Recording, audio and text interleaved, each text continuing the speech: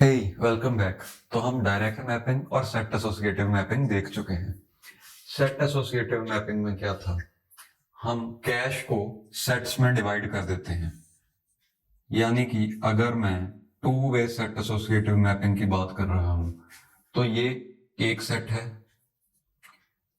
ये अगला सेट है, और ऐसे ही हमने 8 कैश लाइंस के 4 सेट्स बना लिए। अब रैम को हम डिवाइड करेंगे ग्रुप्स में। एक ग्रुप में उतने एलिमेंट्स होंगे जितने की कैश में सेट्स हैं। कैश में 4 सेट्स हैं तो हर ग्रुप में 4 ब्लॉक्स होंगे।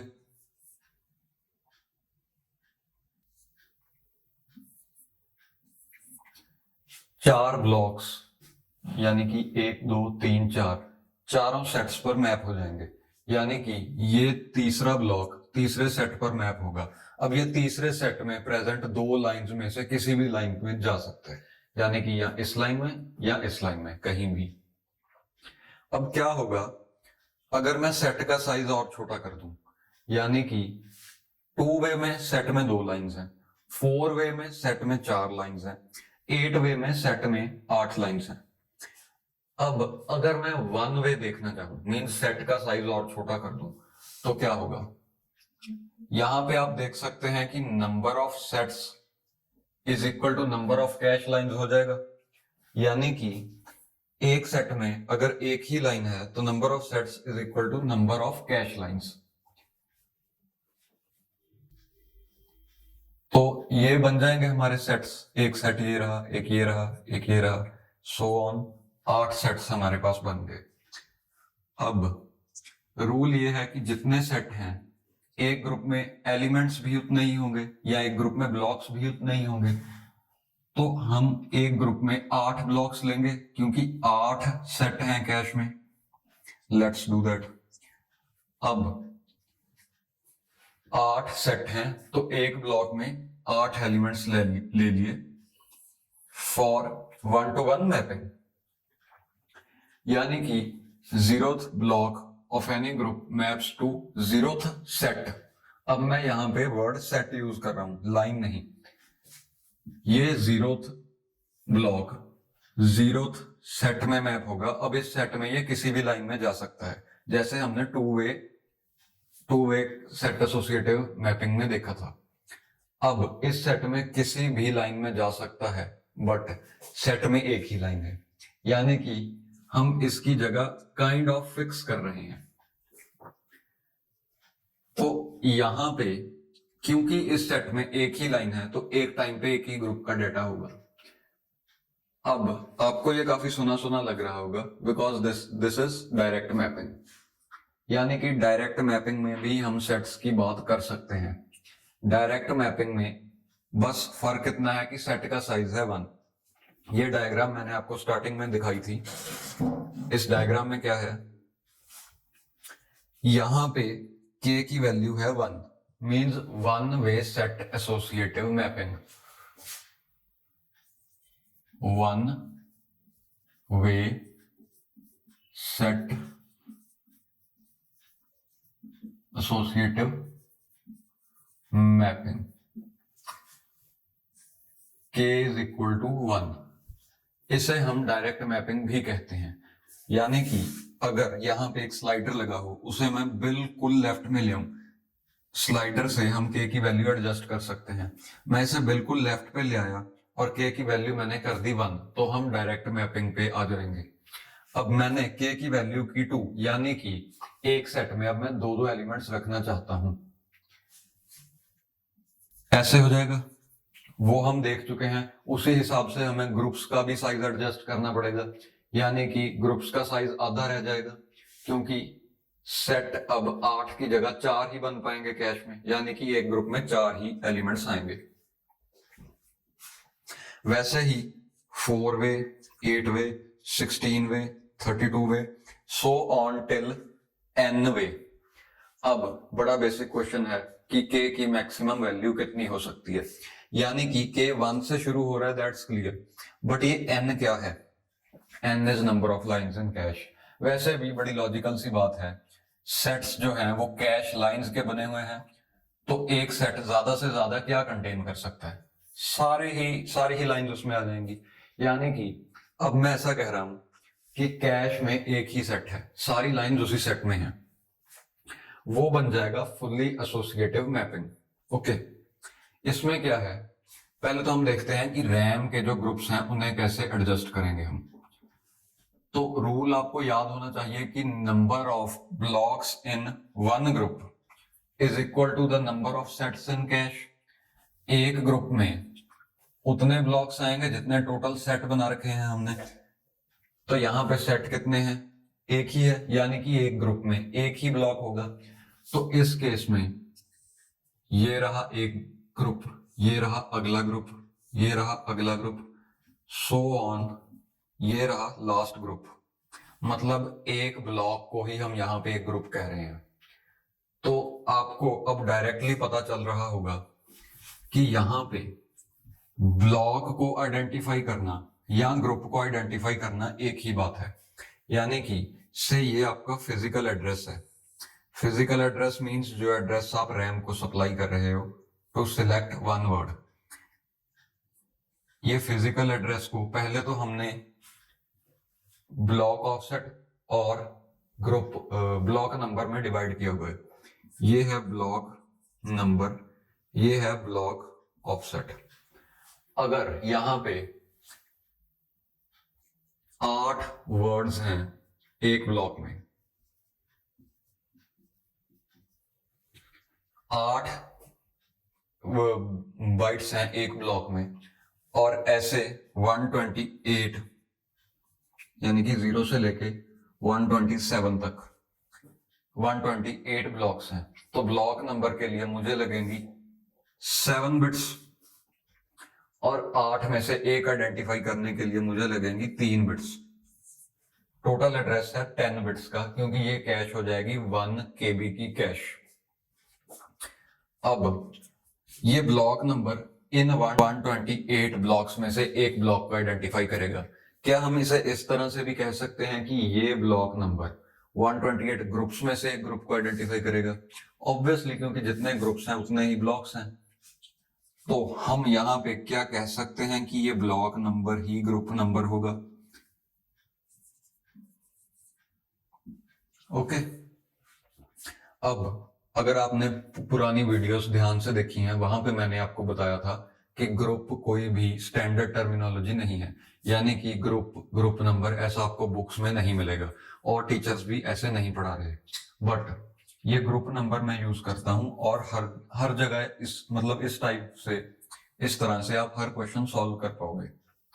अब आप ध्यान से सुनो, 7 बिट से मैं ग्रुप नंबर आइडेंटिफाई कर पा रहा हूं, यानी कि इनमें से एक ग्रुप आइडेंटिफाई हो जाएगा।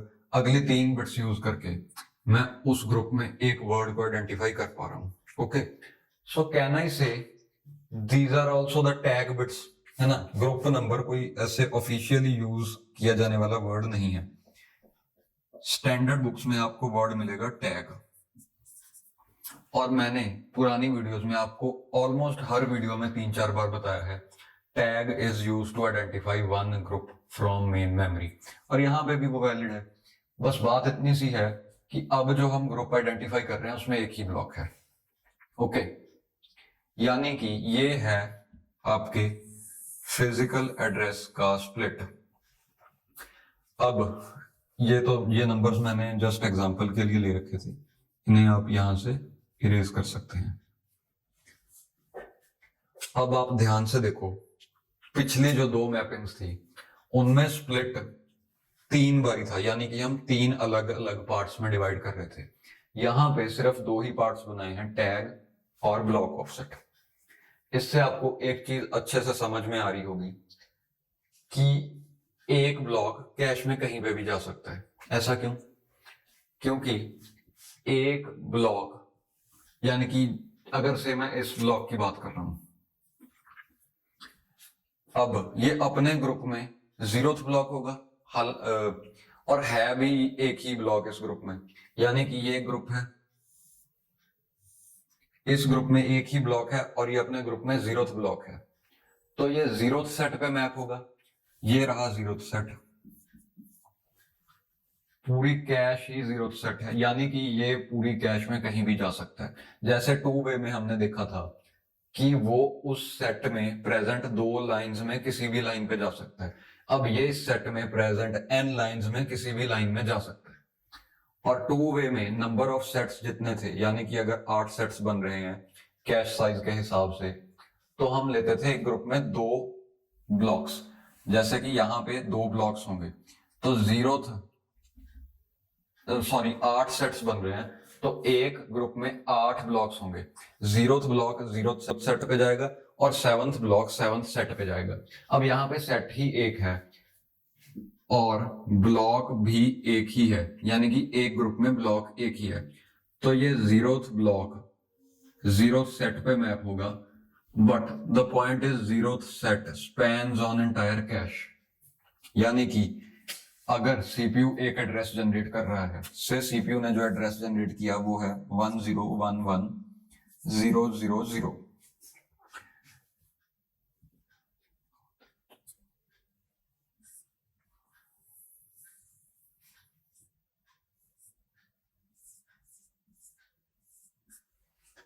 1011,000,000,000,001, ये एड्रेस सीपीयू ने जनरेट किया।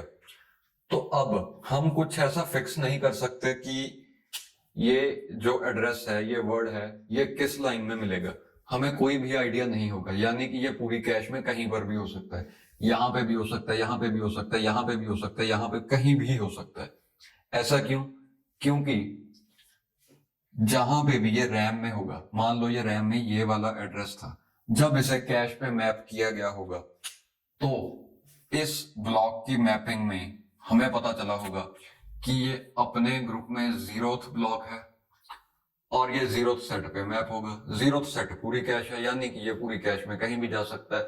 इन टोटल कोई भी ब्लॉक कोई भी लाइन पे जा सकता है, फुल्ली एसोसिएटिव।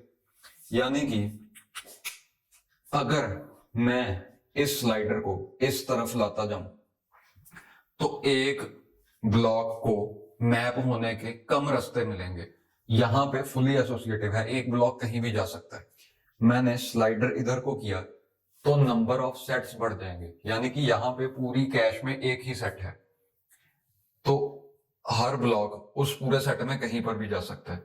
बट जब मैं स्लाइडर को इस तरफ को लेके आ रहा हूं, मैं के की वैल्यू कम कर रहा हूं, यानी कि नंबर ऑफ सेट्स बढ़ जाएंगे। अगर मैंने के की वैल्यू से n/2 कर दी, अब एक सेट में कितने एलिमेंट्स होंगे?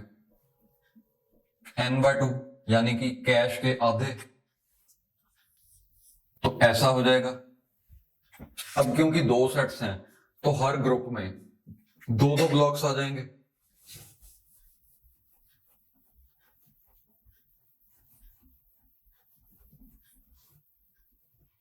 यानी कि एक ग्रुप ये बन जाएगा, एक ग्रुप ये बन जाएगा, एक ग्रुप ये बन जाएगा, सो ऑन।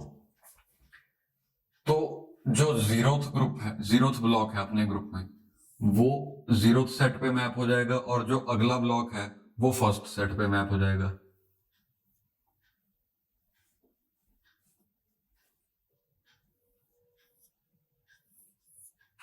ये देखो, ये है 0th ब्लॉक इस ग्रुप में, ये 0th सेट पे गया, फर्स्ट ब्लॉक फर्स्ट सेट पे गया।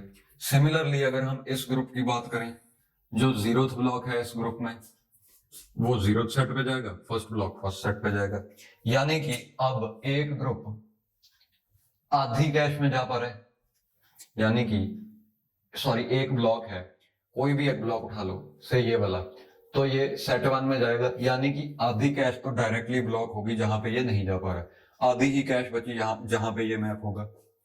इसका मतलब मैंने स्लाइडर को इस तरफ किया, एक ब्लॉक को जितनी पॉसिबिलिटीज पहले मिल रही थी अब उससे आधी मिल रही हैं। मैंने स्लाइडर को और इस तरफ किया, एक यानी कि डिवाइड बाय 2 और कर दिया। पहले हम n पे थे, स्लाइडर को इस तरफ एडजस्ट किया n/2, जो केस हम देख चुके हैं। अब मैंने स्लाइडर को और इधर को कर दिया, k बिकम्स n/4, यानी कि अब एक ब्लॉक को मैप होने के लिए पॉसिबिलिटीज और कम हो जाएंगी। इस केस में स्पेसिफिकली आप देखो तो वो 2 वे सेट एसोसिएटिव बन जाएगा, यानी कि ऐसा केस। ओके, ग्रुप्स भी आप उसी हिसाब से एडजस्ट कर सकते हैं। इसी वीडियो में हमने 2 वे 2-3 बार देख लिए। और मैंने ऐसे करते करते अब स्लाइडर को 1 पे ले आया अगर मैं, यानी कि ये बन गया डायरेक्ट। मतलब मैंने इतना रिस्ट्रिक्ट कर दिया कि एक ब्लॉक अब एक ही जगह मैप हो रहा है। मतलब बिल्कुल फिक्स हो गया कि ये ब्लॉक है तो उसकी एक जगह फिक्स होगी।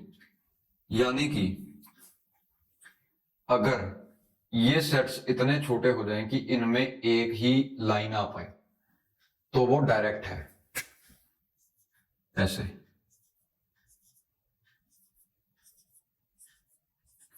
अब नंबर ऑफ ग्रुप्स कितने होंगे? नंबर ऑफ ग्रुप्स होंगे नंबर ऑफ सेट्स के इक्वल। ये तीनों में ट्रू है। नंबर ऑफ सेट्स है number of lines in cash. यहां पे आप देख सकते हैं, तो यहां पे आप एक पॉइंट देख सकते हो कि डायरेक्ट में group size is equal to cache size है ना। ग्रुप साइज इन ब्लॉक्स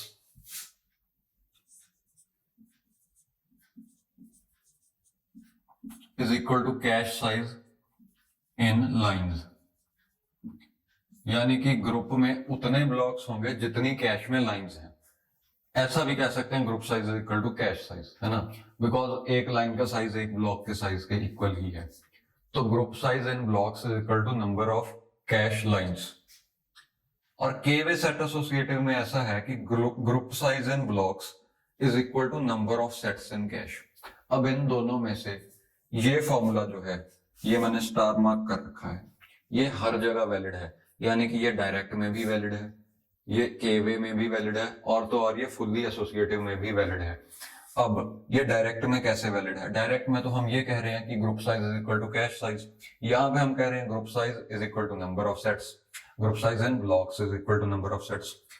तो डायरेक्ट के हिसाब से ये फॉर्मूला खुद को इस फॉर्मूले में कन्वर्ट कर लेता है।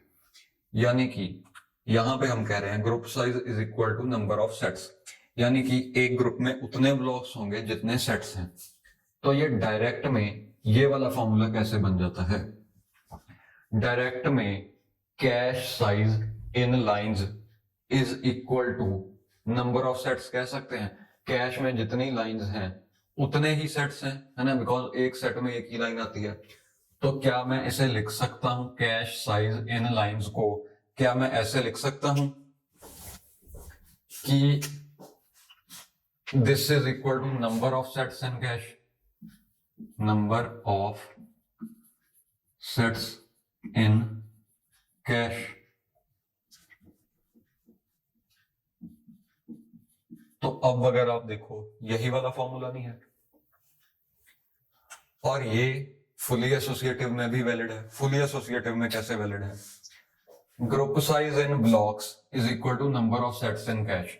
फुली एसोसिएटिव में सेट ही एक है, पूरा एक ही तो सेट है फुली एसोसिएटिव में, और number of blocks in one group भी एक ही होते हैं। हमने देखा कि हर ब्लॉक अपना ही ग्रुप है, यानी कि इतने सारे ग्रुप्स होंगे।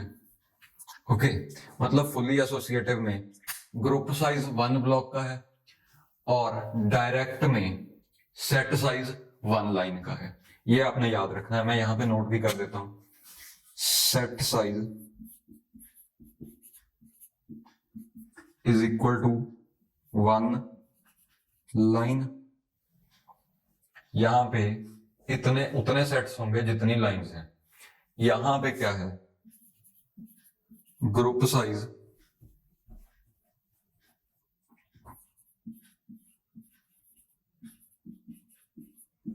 इज इक्वल टू 1 ब्लॉक, है ना। ग्रुप मेन मेमोरी से रिलेटेड है, group is related to main memory, set is related to cache memory.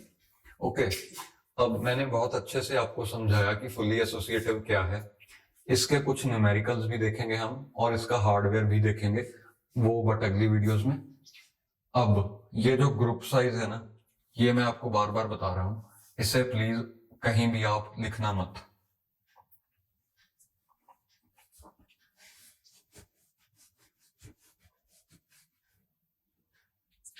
तो अब मैंने आपको बड़ी डिटेल में पढ़ाया कि फुली एसोसिएटिव क्या है, डायरेक्ट और के-वे के साथ फुली एसोसिएटिव का क्या रिलेशन है, और ये तीनों आपस में कैसे रिलेटेड है। इतनी डिटेल में आई डोंट थिंक सो कि फ्री में कोई पढ़ा रहा है यूट्यूब पे। सो आप इस लेक्चर को शेयर कर सकते हैं एंड अगर इस पे अच्छे व्यूज आते हैं I will also post more content related to this topic, यानी कि इसके प्रैक्टिस क्वेश्चंस जिनसे आप बहुत अच्छी अच्छी और चीजें नोट कर सकते हो। अगर वो सारे क्वेश्चंस आप सॉल्व कर लो, आई कैन गारंटी यू कि गेट के क्वेश्चंस आप 1 मिनट में सॉल्व कर लोगे, यानी कि एक क्वेश्चन को मैक्सिमम 1 मिनट लगेगा अगर वो क्वेश्चन थोड़ा सा टफ भी हो। Okay, see you.